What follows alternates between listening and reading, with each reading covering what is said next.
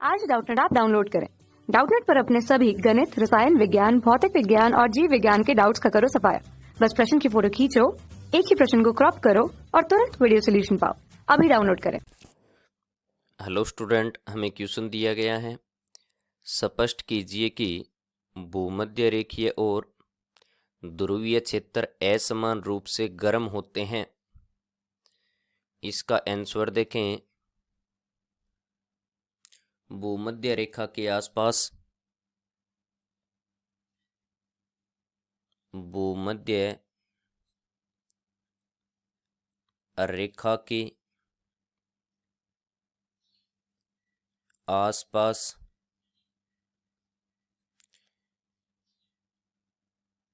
सूर्य की अधिकतम ऊष्मा प्राप्त होती है। सूर्य की अधिकतम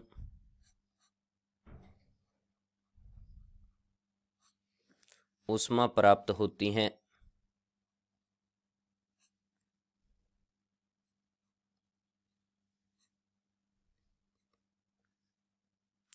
जिससे पृथ्वी के निकट की वायु पृथ्वी के निकट की वायु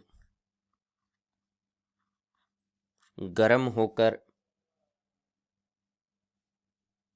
ऊपर उठती हैं। गर्म होकर ऊपर उठती हैं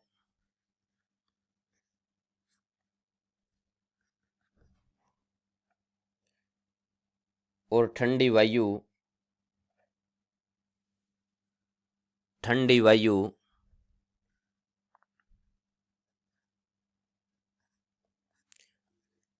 भूमध्य रेखा के दोनों ओर स्थित भूमध्य रेखा के दोनों ओर स्थित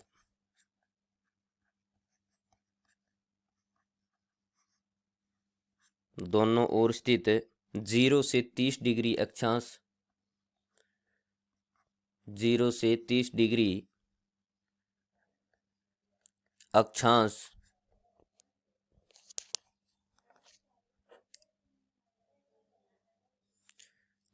क्षेत्र से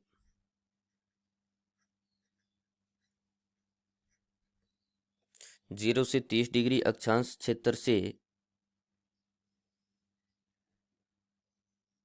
भूमध्य रेखा की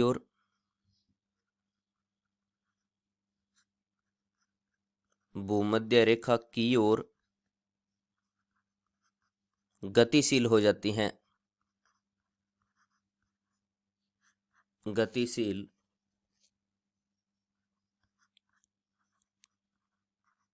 हो जाती हैं। इस प्रकार उत्पन्न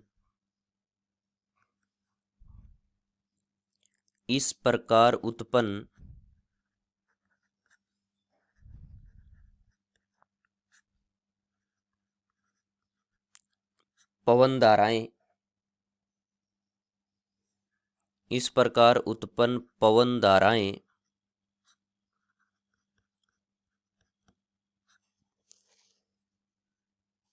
उत्तर और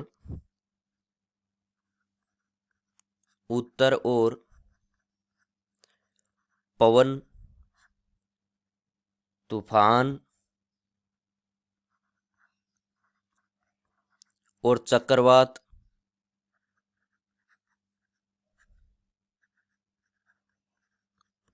तूफान और चक्रवात दक्षिण से भूमध्य रेखा की ओर दक्षिण से भूमध्य रेखा की ओर बहती हैं।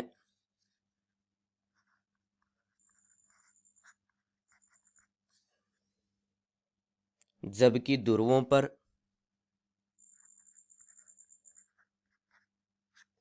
जबकि ध्रुवों पर वायु पृथ्वी के लगभग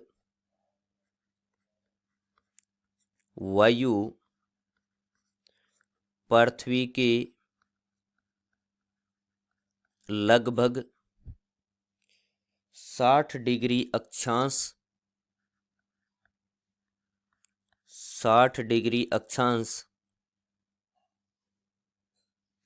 तक के क्षेत्रों की वायु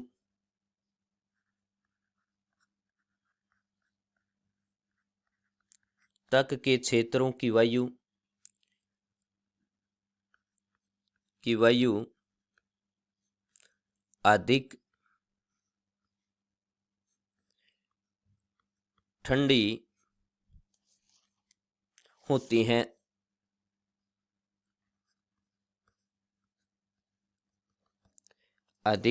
ठंडी होती हैं।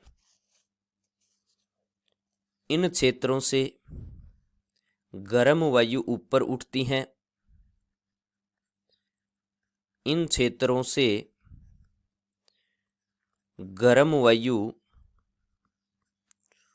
ऊपर उठती हैं। जिनका स्थान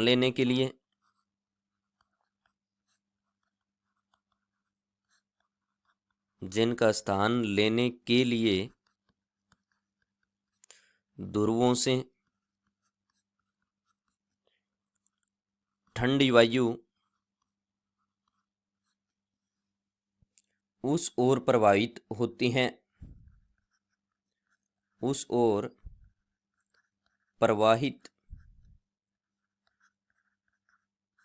हैं। इस प्रकार हम कह सकते हैं कि भूमध्य रेखीय और ध्रुवीय क्षेत्र असमान रूप से गर्म होते हैं।